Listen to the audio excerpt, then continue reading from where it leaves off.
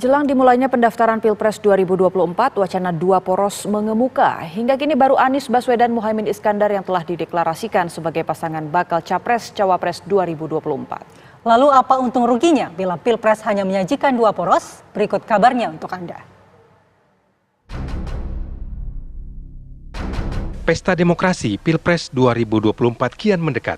Di saat para politisi sibuk membangun maupun merawat koalisi, isu dua poros mencuat.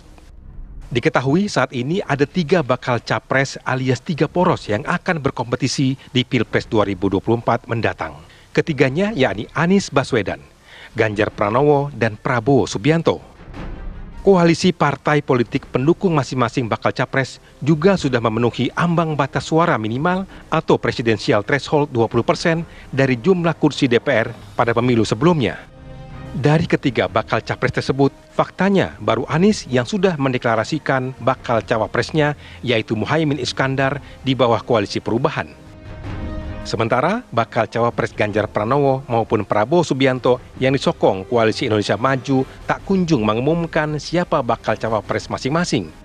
Padahal waktu pendaftaran kian mendekat.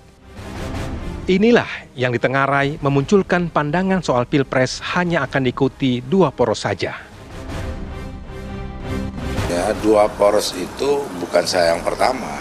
Kemarin sebelum pemilu juga sudah ada analisis untuk dua poros agar pemilu lebih efektif gitu. Nah, hari ini faktanya memang di perbincangan publik dan di media itu memang hanya ada dua poros. Poros perubahan dan poros non perubahan.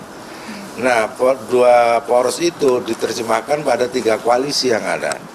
Nah, koalisi perubahan itu sudah jelas, sudah ada capres dan cawapresnya Mas Anies dan Gus Muhaimin. Amin.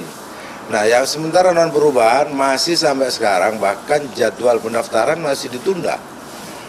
Nah, saya memprediksi secara pribadi kelihatannya memang akan menuju pada dua poros. Berkaca dari realitas saat ini, peluang terbentuknya dua poros dinilai tidak cukup mudah, walau bukan berarti tidak mungkin. Sejauh ini pun, poros pengusung Ganjar maupun poros Prabowo masih tetap menginginkan jagoan masing-masing maju sebagai capres. Walau begitu, jika Pilpres hanya menyuguhkan dua poros, dari kacamata demokrasi, rakyat memiliki pilihan yang terbatas dibanding bila kontestan lebih dari 2 pasang. Namun, ketika tersaji lebih dari 2 poros, potensi kegaduhan politik juga bertambah.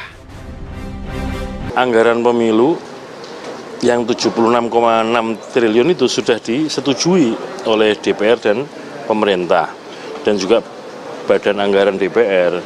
Jadi dananya atau anggarannya sudah tersedia, bukannya tidak ada, tetapi sudah tersedia. Hanya saja untuk pencairan dan penggunaannya kan harus terpenuhi dulu situasi yang menjadikan syarat adanya putaran kedua, Pilpres putaran kedua itu terjadi. Selalu ada untung rugi, berapapun jumlah poros yang bakal tersaji nantinya.